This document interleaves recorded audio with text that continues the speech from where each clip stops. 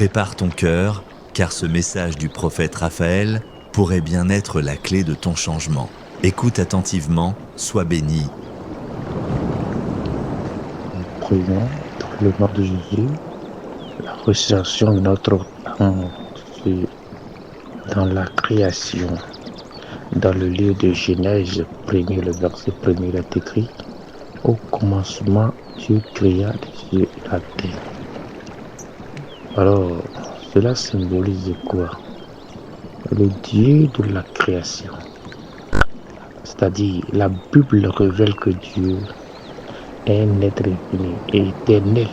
Il existe par lui-même, qui est la cause première, la cause première de tout ce qui existe sur terre et aux cieux.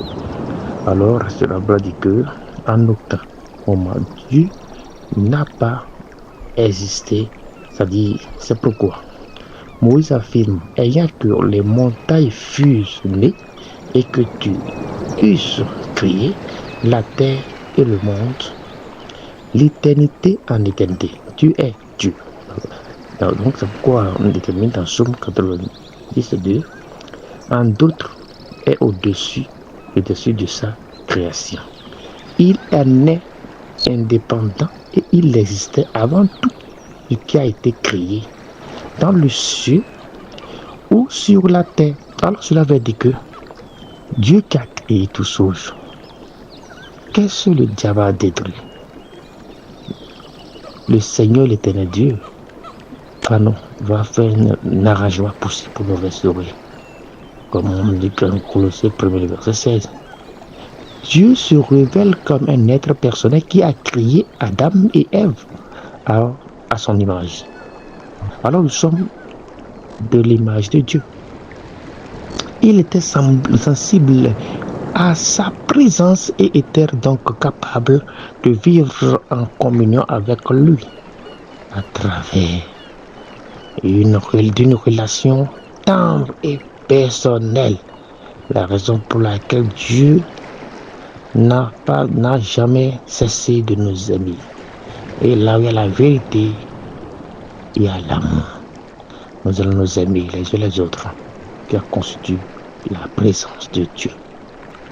Encore, Dieu est également présenté comme un être moral qui a créé toutes choses c'est-à-dire de façon à ce qu'elles soient bonnes et sans péché.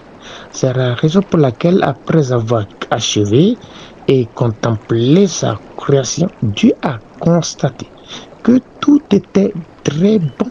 Alors dans Genèse 1er 31, parce qu'il avait été créé à l'image de Dieu et selon sa ressemblance, Adam et Ève étaient eux aussi aussi sans péché. Mais la tentation du serpent au Satan, dans Genèse 3, Romains 5:12, a voulu faire en sorte que ils ont péché. Alors, les tentations du diable qui a fait que nous avons péché, aujourd'hui, le Seigneur nous pardonnera, parce que s'il nous pardonne, nous serons clairs, purifiés au vu de lui. La raison pour laquelle, dans Genèse 1er et Ésaïe 40:28, il détermine quoi? La création en elle-même. Dieu a créé toutes choses dans les cieux et sur la terre. C'est la raison pour laquelle ça désigne quoi? Ça désigne ici uniquement une activité exclusivement divine. Et cela signifie qu'à un moment donné, Dieu a créé la matière et la substance qui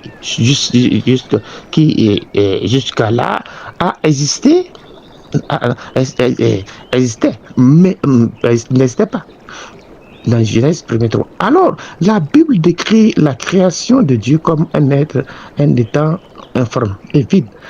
Donc, au commencement, Dieu créa toutes choses, en étant que tout c'était informe et vide. Alors, et les cieux de Dieu mouvaient autour et couvertes de ténèbres. En ce temps-là, la création, que ce soit l'univers ou le monde, n'avait pas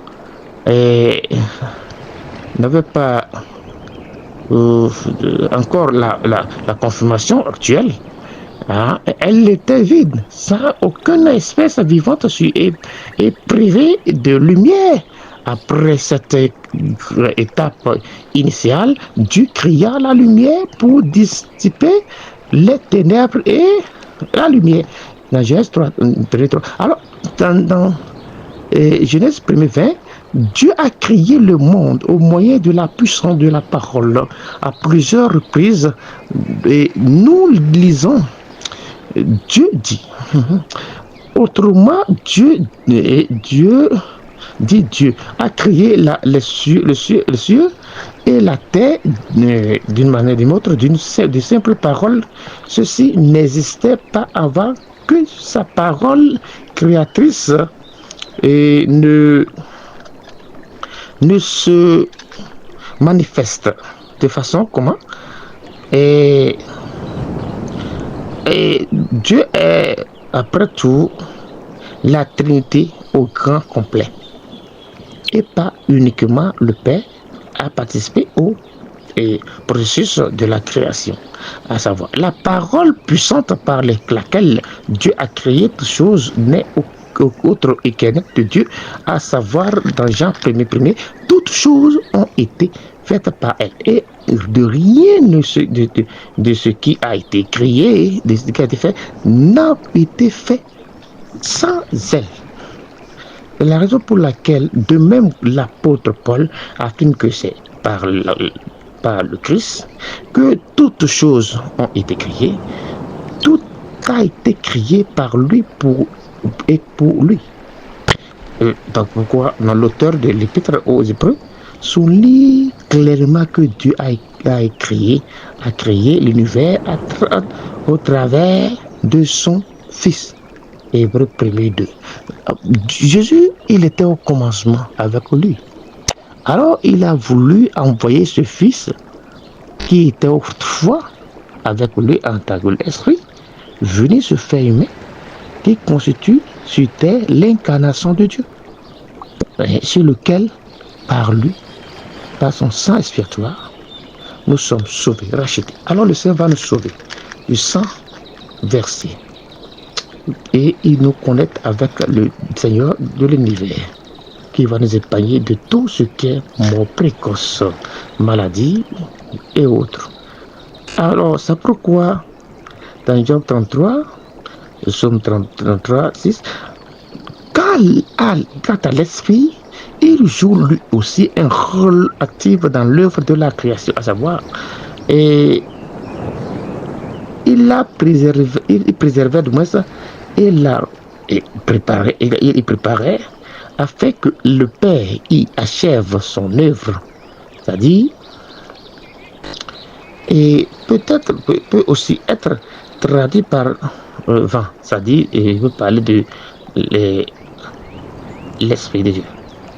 C'est ainsi qu'a confirme le rôle de l'Esprit lorsqu'il écrit: les cieux ont été faits par la parole de l'Éternel et toutes leurs armées par le souffle de sa bouche. Le Saint-Esprit constitue donc à prendre part au soutien de la création. Alors, c'est pourquoi aujourd'hui, Dieu, dans son amour, qui a envoyé son Fils pour être l'incarnation de lui, et le Fils, Jésus-Christ de Nazareth, il est aujourd'hui à la droite du Père. Il a ordonné à son esprit de se connecter à des humains pour faire sa volonté sur terre, pour le salut. Alors le Seigneur va nous ôter de tout mal, pour que sa lumière soit au nom de Jésus-Christ, pour que nous soyons restaurés de tout, dans le puissant nom de Jésus-Christ de Nazareth. Amen. Si cette parole a touché ton âme, ne la garde pas pour toi. Partage-la, abonne-toi et reste connecté à la voix du Seigneur à travers cette chaîne.